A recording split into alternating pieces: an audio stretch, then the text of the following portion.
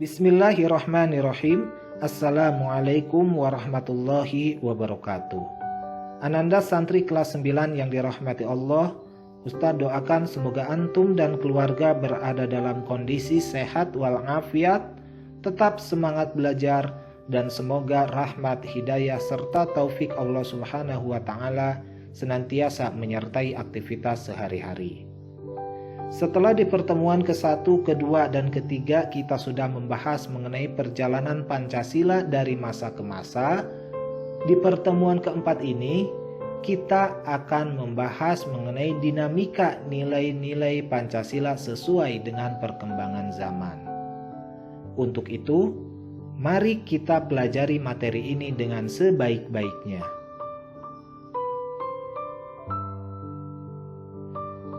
Sebelum membahas lebih jauh tentang dinamika nilai-nilai Pancasila sesuai dengan perkembangan zaman, kita harus tahu terlebih dahulu apa itu nilai.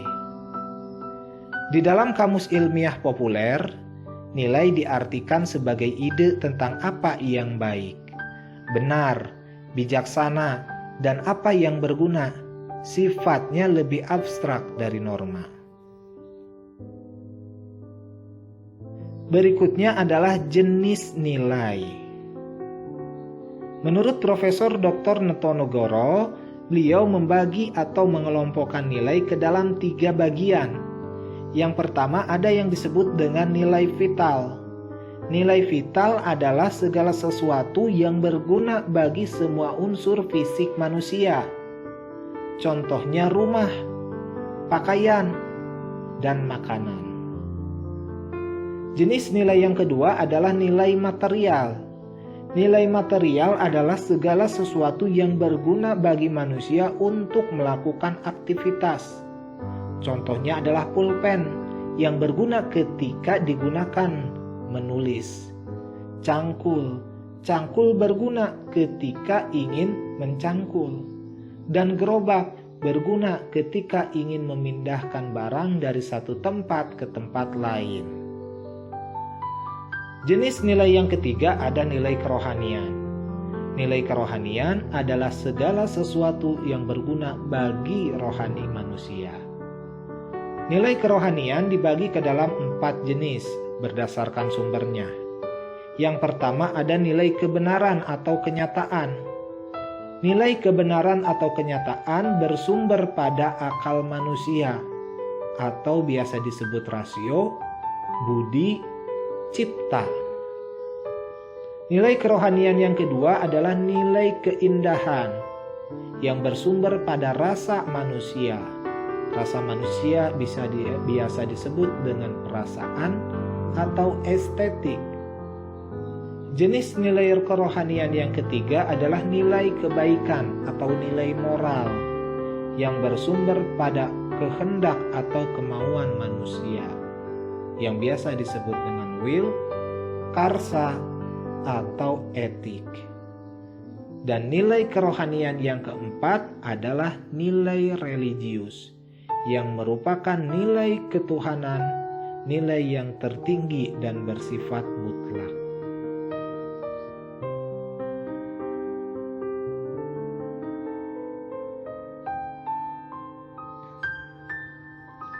Berikutnya kita akan membahas tentang ideologi.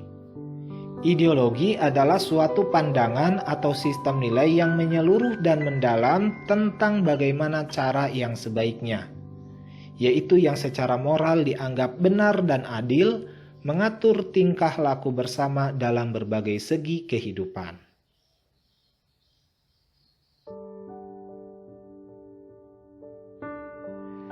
Dari pengertian tersebut dapat kita ketahui bahwa pada dasarnya ideologi merupakan sebuah pemikiran atau gagasan. Namun yang harus kita ketahui juga bahwa ideologi bukanlah pemikiran atau gagasan biasa, melainkan sebuah pemikiran atau gagasan yang harus memenuhi unsur-unsur tertentu atau syarat-syarat tertentu. Apa saja syarat atau unsur yang menjadikan sebuah gagasan bisa disebut ideologi. Unsur ideologi yang pertama adalah seperangkat gagasan yang disusun secara sistematis. Sistematis di sini berarti runtut. Pandangan yang sistematis atau runtut ini dihasilkan dari sebuah pandangan yang menyeluruh dan mendalam. Karena dengan pandangan yang menyeluruh dan mendalam, seseorang akan lebih mudah dan lebih tepat di dalam memahami berbagai macam persoalan kehidupan. Dan dari hasil pandangan yang menyeluruh dan mendalam ini, kemudian disusun melalui sebuah proses pemikiran yang sistematis.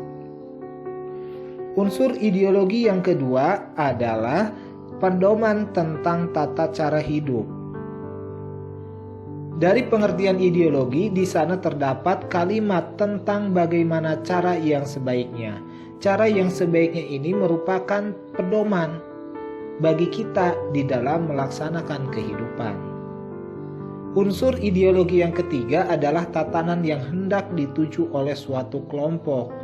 Seperti apa yang hendak dituju itu? Yaitu yang dianggap benar dan adil. Dan yang keempat, dipegang teguh oleh kelompok yang meyakininya untuk mengatur dalam berbagai macam sisi kehidupan. Itulah 4 poin yang menjadi unsur-unsur ideologi.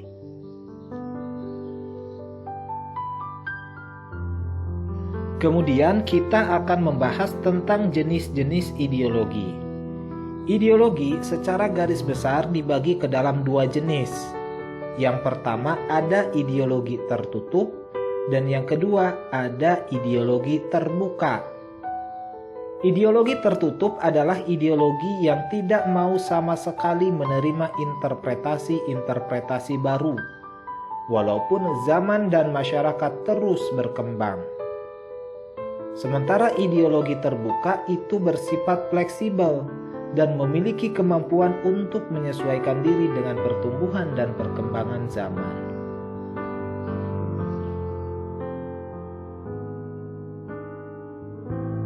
Untuk lebih memahami perbedaan antara ideologi tertutup dan ideologi terbuka, mari kita pelajari ciri-ciri dari kedua ideologi tersebut.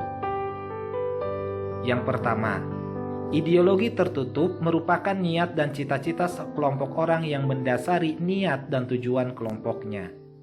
Sementara ideologi terbuka itu merupakan niat dan cita-cita yang sudah hidup dalam masyarakat. Jika kita lihat dari ciri yang pertama ini, di sini terdapat perbedaan dari sumber dan tujuan. Lahirnya ideologi tertutup dan terbuka. Ideologi tertutup lahir dari satu kelompok dan ditujukan untuk kepentingan kelompoknya, sementara ideologi terbuka itu lahir dari semua kelompok masyarakat dan untuk kepentingan semua kelompok masyarakat. Ciri yang kedua, ideologi tertutup itu harus ada yang dikorbankan demi ideologi sekelompok orang. Sehingga ada orang-orang yang ideologinya tidak terakomodir di dalam sebuah negara atau wilayah yang menganut sistem ideologi tertutup. Sementara di ideologi terbuka, ini merupakan hasil musyawarah dan konsensus atau kesepakatan rakyatnya, di mana masing-masing rakyat yang memiliki pandangan ideologi yang berbeda-beda saling bermusyawarah, saling menemukan titik temu di antara masing-masing perbedaan ideologi tersebut agar diperoleh kesepakatan ideologi mana yang paling tepat yang mampu menengahi di antara perbedaan-perbedaan ideologi di tengah-tengah rakyat. Ciri yang ketiga, ideologi yang tertutup itu bersifat kaku. Kaku di sini berarti harus sesuai dengan vakum-vakum yang sudah ditentukan. Tidak menerima perkembangan-perkembangan yang baru. Sementara ideologi terbuka milik seluruh rakyat sekaligus menjiwai ke dalam kepribadian masyarakat. Ciri ideologi tertutup yang keempat adalah terdiri atas tuntutan konkret dan operasional yang diajukan mutlak. Jadi dalam ideologi tertutup sudah ada poin-poin tersendiri yang mau tidak mau harus bisa dilaksanakan oleh seluruh rakyatnya. Sementara di dalam ideologi terbuka isinya itu belum operasional atau tidak operasional kecuali sudah diwujudkan dalam bentuk konstitusi. Ciri ideologi tertutup yang kelima, ketaatan yang mutlak kadang bahkan menggunakan kekuatan dan kekuasaan. Sementara ideologi terbuka itu sifatnya tidak mutlak, melainkan bersifat dinamis dan reformis. Dinamis artinya menyesuaikan dengan perkembangan zaman atau terus berkembang, dan reformis selalu berubah bentuk sesuai dengan kondisi dan tuntutan zamannya. Dari kedua jenis ideologi tersebut dapat kita lihat bahwa negara Indonesia merupakan negara yang menganut sistem ideologi terbuka.